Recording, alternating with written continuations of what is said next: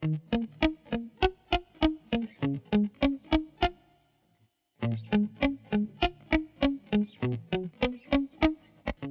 pagi bosku, jumpa kembali bersama saya Sisilia dari Pilar Mas Investindo Sekuritas. Touch your heart, touch your profit.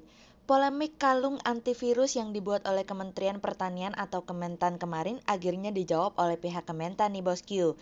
Mereka menegaskan bahwa kalung tersebut bukan merupakan antivirus, melainkan merupakan aksesori kesehatan yang sudah dilakukan uji laboratorium.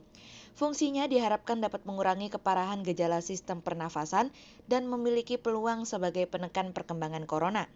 Kementan sendiri telah mengembangkan beberapa produk berbahan dasar eukaliptus seperti kalung, roll-on, diffuser, hingga balsem. Gimana bosku, tertarik mencoba?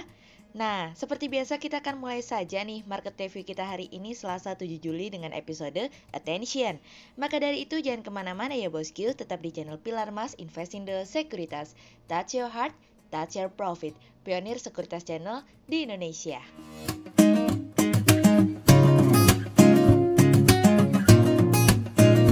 Seperti biasa kita akan mulai dari Global Economics Calendar.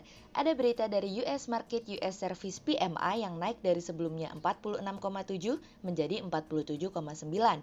Kemudian ada dari US Market US Composite PMI yang naik dari sebelumnya 46,8 menjadi 47,9. Kemudian ada dari US ISM Non-Manufacturing Index yang naik dari sebelumnya 45,4 menjadi 57,1. Kemudian kita beralih ke corporate news. Ada berita dari PT Indonesia Transport and Infrastructure Tbk atau IATA yang mencatat pendapatan usaha 2,11 juta US dollar hingga periode 31 Maret 2020 turun dari pendapatan usaha 4,39 juta US dollar di periode yang sama di tahun sebelumnya dari iqplus.info. Kemudian ada dari PT Kalbe Farma Tbk atau KLBF yang mengalokasikan belanja modal atau capital expenditure sebanyak 1 triliun rupiah.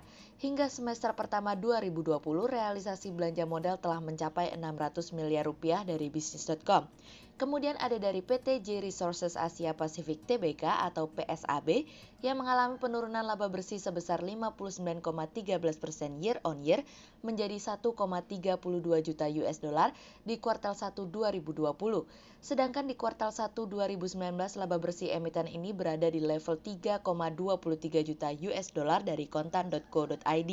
Kemudian pada perdagangan hari Senin tanggal 6 Juli 2020, IHSG ditutup menguat 15 poin atau 0,30% menjadi 4.988.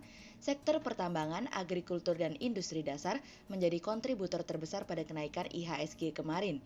Investor asing membukukan penjualan bersih sebesar 547 miliar rupiah. Kemudian kita akan masuk ke market review hari ini. Cerita hari ini akan kita awali dari sebuah perjuangan. Di semester kedua ini perekonomian dunia terus mengalami tekanan, namun masih terus berusaha pulih dari wabah virus corona.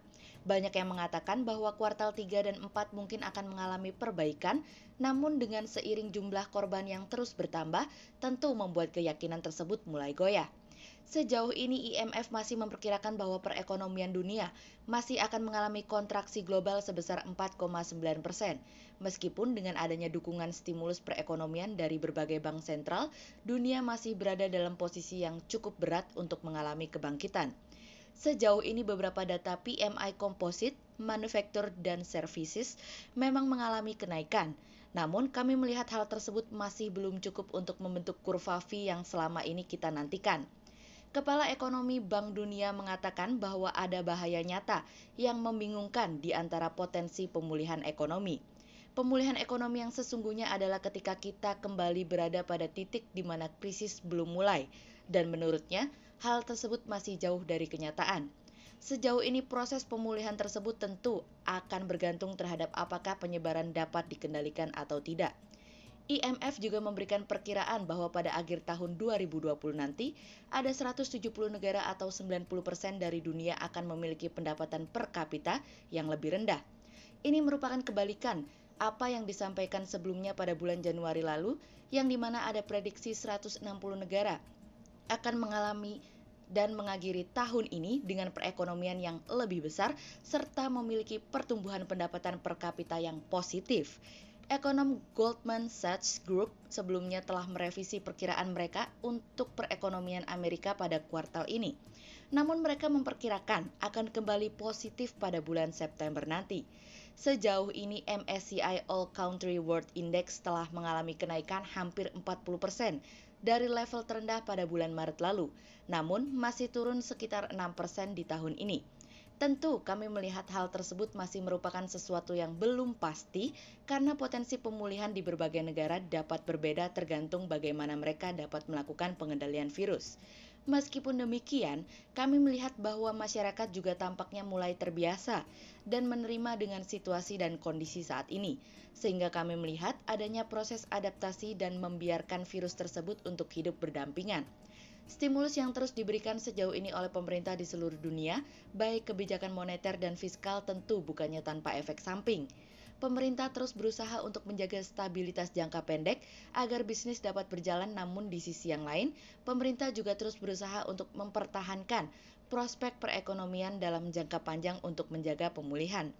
Yang kami khawatirkan adalah dengan gelontoran stimulus besar-besaran yang diikuti dengan kenaikan penyebaran virus yang kian terus mencapai angka tertinggi setiap harinya. Apakah itu cukup? Kemudian cerita selanjutnya datang dari burden sharing. Kementerian Keuangan dan Bank Indonesia telah menyepakati skema burden sharing dalam rangka mempercepat pemulihan ekonomi nasional. Hal ini dilakukan guna memenuhi kebutuhan pembiayaan penanganan COVID-19 dan pemulihan ekonomi nasional. Saat ini pemerintah telah memperlebar defisit APBN 2020 dari semula 1,76% PDB menjadi 6,34%. Skema burden sharing juga berpegang pada beberapa prinsip utama, yaitu menjaga fiscal space dan sustainability dalam jangka menengah, menjaga kualitas defisit APBN yang ditujukan untuk belanja yang produktif, dan mendukung penurunan defisit APBN secara bertahap menjadi di bawah 3% mulai tahun 2023. Pembiayaan public goods menyangkut hajat hidup orang banyak, terdiri dari pembiayaan di bidang kesehatan, perlindungan sosial, serta sektoral kementerian atau lembaga, dan Pemda. Sedangkan pembiayaan untuk non-public goods yang menyangkut upaya pemulihan ekonomi dan dunia usaha, terdiri dari pembiayaan untuk usaha mikro, kecil dan menengah atau UMKM, korporasi non-UMKM dan non-public goods lainnya. Untuk pembiayaan public goods, beban akan ditanggung seluruhnya oleh Bank Indonesia melalui pembelian surat berharga negara dengan mekanisme private placement dengan tingkat kupon sebesar BI reverse repo rate, di mana BI akan mengembalikan bunga atau imbalan yang diterima kepada pemerintah secara penuh. Sementara itu, pembiayaan non-public goods untuk UMKM dan korporasi non-UMKM akan ditanggung oleh pemerintah melalui penjualan SBN kepada market, dan Bank Indonesia berkontribusi sebesar selisih bunga pasar atau market rate dengan BI 7 RRR 3 bulan dikurangi 1%. Untuk pembiayaan non-public goods lainnya, beban akan ditanggung seluruhnya oleh pemerintah sebesar market rate. Kami melihat saat ini Bank Indonesia masih memiliki kecukupan modal, di mana hal ini dinilai tidak membebani APBN. Kami juga menilai kebijakan tersebut akan berdampak pada stabilitas makro maupun moneter, di mana inflasi dinilai tidak akan terkena dampak yang signifikan. Tentu kami berharap bahwa dampak yang positif tersebut juga terjadi di Indonesia karena apapun yang dilakukan, sekecil apapun yang dilakukan, akan membawa dampak perubahan bagi perekonomian ke depannya. Meskipun demikian, kami mengharapkan ada upaya lebih dari pemerintah terhadap pengendalian penyebaran virus agar apa yang dilakukan oleh pemerintah tidak menjadi sia-sia ke depannya. Kemudian cerita selanjutnya datang dari Harapan Itu Nyata. Bank Indonesia dalam survei konsumen indeks keyakinan konsumen atau IKK sebesar 83,8 pada Juni 2020, meningkat dari 77,8 pada Mei 2020. Secara kuartal, torehan IKK pada kuartal 2 2020 tercatat turun dari kuartal 1 2020 yang masih berada di level optimis yaitu 117,7. Ini juga jauh lebih rendah dari IKK pada kuartal 2 2019 yang mencapai 127,6. Meskipun bulan Juni naik namun masih di bawah level 100. Kenaikan tersebut memberikan harapan akan kondisi ekonomi membaik. Sementara Direktur Eksekutif Departemen Komunikasi Bank Indonesia mengungkapkan, membaiknya optimisme konsumen terutama disebabkan oleh menguatnya ekspektasi konsumen terhadap perkiraan kondisi ekonomi pada 6 bulan mendatang. seiring dengan perakiraan meredanya pandemi COVID-19 di Indonesia. Sehingga berdasarkan technical analisa, kami melihat saat ini IHSG memiliki peluang bergerak menguat dan ditradingkan pada level 4.954 hingga 5.026. Berikut stock watch pilar emas hari ini. Yang pertama ada dari Excel, kemudian yang kedua ada dari PTBA, dan yang ketiga ada dari BRIS. Berikut kami akan menyampaikan dua saham pilihan pilar emas hari ini ya bosku.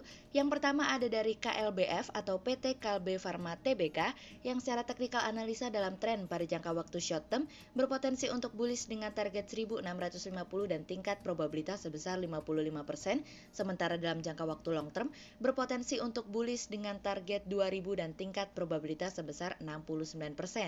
Kemudian yang kedua ada dari PRDA atau PT Prodia Widya Husada Tbk yang secara teknikal analisa dalam tren pada jangka waktu short term berpotensi untuk bearish dengan target 2950 dan tingkat probabilitas sebesar 68%. Berikut kami akan menampilkan 40 saham pilihan dari pilar emas.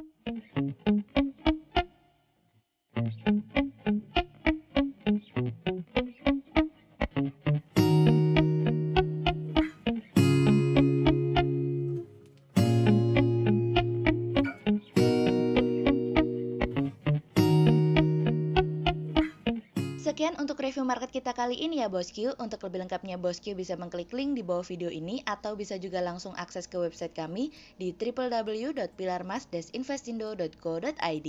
Dan jangan lupa untuk selalu jaga kesehatan buat para bosku ya. Kita akan bertemu lagi besok pagi untuk market review yang berikutnya. Jadi jangan lupa like, subscribe, dan tonton terus channel Pilar Mas Investindo Sekuritas. Touch your heart, touch your profit. Pionir Sekuritas Channel di Indonesia.